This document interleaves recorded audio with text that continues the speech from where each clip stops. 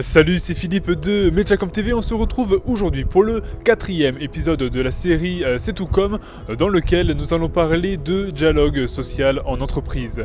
Comment se porte le dialogue social en France? Quelle est la place de la communication? C'est ce que j'ai cherché à savoir en rencontrant Monsieur Tapona, ex-responsable des ressources humaines, des affaires et relations sociales pour le compte de grands groupes tels que Mondelez, SFR, Disneyland Paris ou encore Manpower.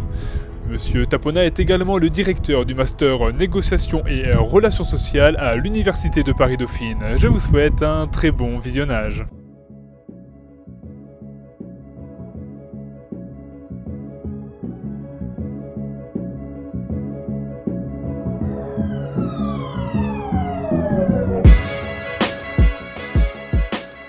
Monsieur Tapona, bonjour. Bonjour. Et bienvenue sur Mediacom TV. Je vous remercie d'avoir accepté mon invitation.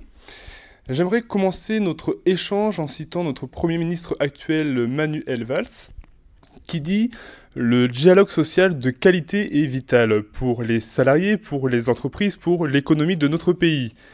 Comment expliquez-vous cette place prépondérante qu'occupe le dialogue social au cœur de notre paysage entrepreneurial, de notre culture entrepreneuriale française? Oui, en fait, la question du dialogue social, c'est un élément clé de notre système politique en France. On a établi des relations professionnelles sur un pacte socio-économique. Donc ça, c'est important. Maintenant, le dialogue social est devenu également un sujet politique en tant que tel.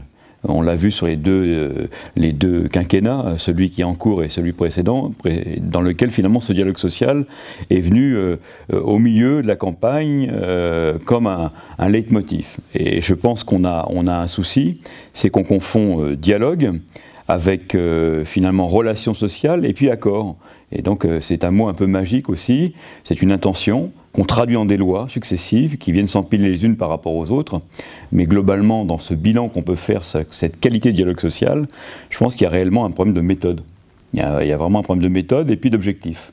Donc voilà, donc plutôt que réformer ou changer les choses pour redéfinir le nouveau pacte social, eh bien on rafistole, on travaille et on échafaude encore des éléments supplémentaires à la complexité initiale. Et du coup, j'entends certains acteurs de la scène politique dire que le dialogue social ne fonctionne pas en France.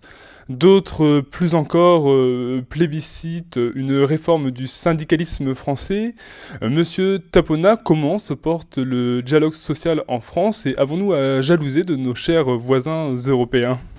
Alors déjà, le dialogue social français, on ne peut pas le comparer avec d'autres pays européens. Pourquoi ? Parce qu'il est intégré dans une culture. Et la culture française, elle a une histoire. Et donc, vouloir sans arrêt se comparer à d'autres, les méthodologies ne sont pas les mêmes, les approches ne sont pas les mêmes. Donc, ce n'est pas le temps de développer avec vous tous ces éléments-là. Donc déjà, comparaison n'est pas raison.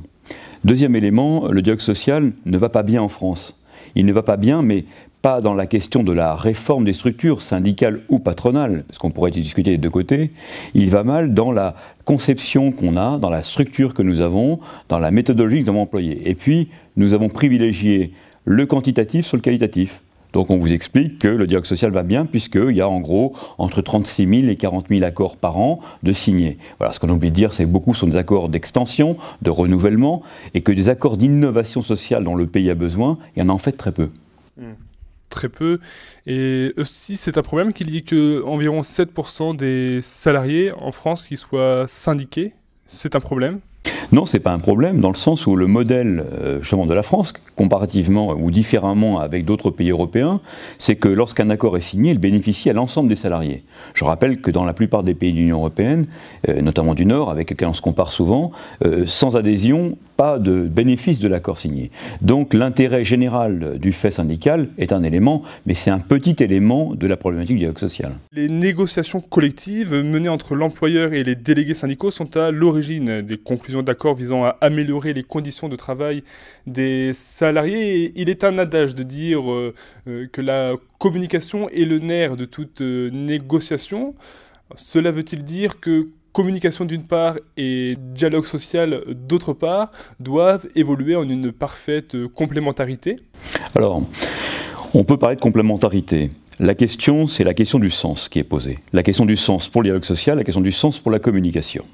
Or aujourd'hui, dans beaucoup d'entreprises, on voit un rapprochement entre la direction de la communication interne et externe et la DRH.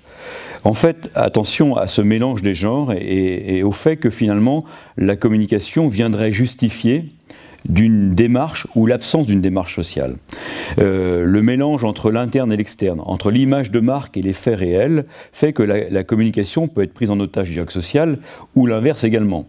Donc moi, ce qui m'intéresse toujours, c'est l'intention réelle de l'entreprise en termes de communication, de dialogue social.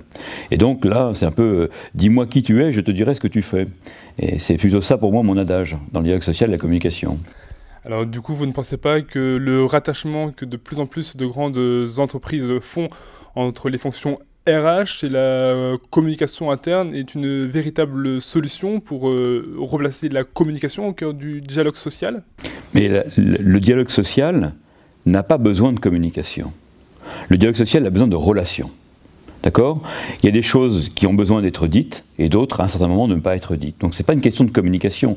D'ailleurs, si vous regardez depuis la conférence sociale de cette année, ouverte par le président de la République, on a été dans un environnement de com total. C'est-à-dire qu'en fait, au bout d'un moment, la communication devient la seule expression du dialogue social. Les petites phrases des uns, les petites phrases des autres, le texte, etc. Comme par hasard, un accord sur les retraites quelques jours avant pour préparer le discours du président de la République. Enfin, tout ça, de vous à moi, dans d'autres pays, ça s'appellerait la manipulation. Je n'irai pas jusque-là, mais quand même, on peut réfléchir à la place de chacun dans l'économie politique globale. Global, c'est ça. Donc, Monsieur Tapona, vous avez été directeur des ressources humaines, des affaires sociales pour le compte de grands groupes, tant français et aussi à l'international, et ce durant plus de 20 ans. Vous êtes aujourd'hui directeur du master négociation et relations sociales à Paris-Dauphine. Quelle conviction en matière de dialogue social transmettez-vous à vos étudiants? Alors déjà, j'ai toujours convenu d'une carrière professionnelle et d'enseignement. Je considère que dans le domaine du dialogue social, des relations sociales, il faut partager ce que l'on vit et vivre ce que l'on partage. Sinon, on a le décalage théorique que j'évoquais précédemment dans cette appréciation du dialogue social. Donc les conseils que je pourrais donner aux jeunes et que je souhaite donner, auxquels je participe grandement dans la direction des programmes que j'anime, d'abord, avoir le courage. On est face à des défis, on est face finalement à des éléments dans lesquels il faut travailler sur le fond et non pas sur la forme. Donc je reviens à la communication. Communication, oui, je préfère la transmission lorsqu'il s'agit de délivrer une information, et dans l'analyse, je préfère de l'investigation, pour ne pas rester à la surface des choses. Nous avons des problèmes fondamentaux à traiter, il faut les traiter sur le fond. Donc, le courage, l'esprit critique. L'esprit critique, c'est la deuxième qualité pour moi, c'est-à-dire ne pas s'en laisser compter par la dernière information tombée, par le dernier mail, par le dernier tweet, etc. Donc à prendre du recul. Donc ça, c'est mon deuxième conseil. Mon troisième conseil est celui de travailler. Je pense qu'on n'obtient rien sans travail.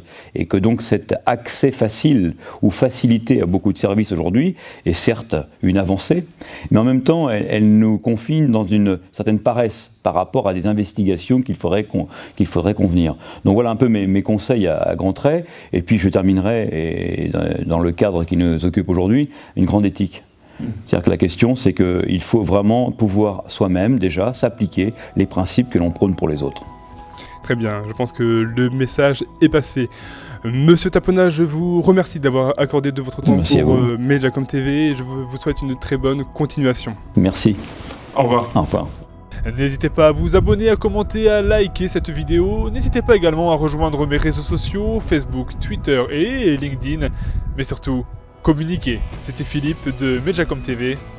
Tchuss. Nous faisons également évoluer les grands textes internationaux qui touchent aux questions de lutte contre le terrorisme pour faciliter les échanges d'informations, pour faciliter la coopération entre les justices, les polices, les services de renseignement.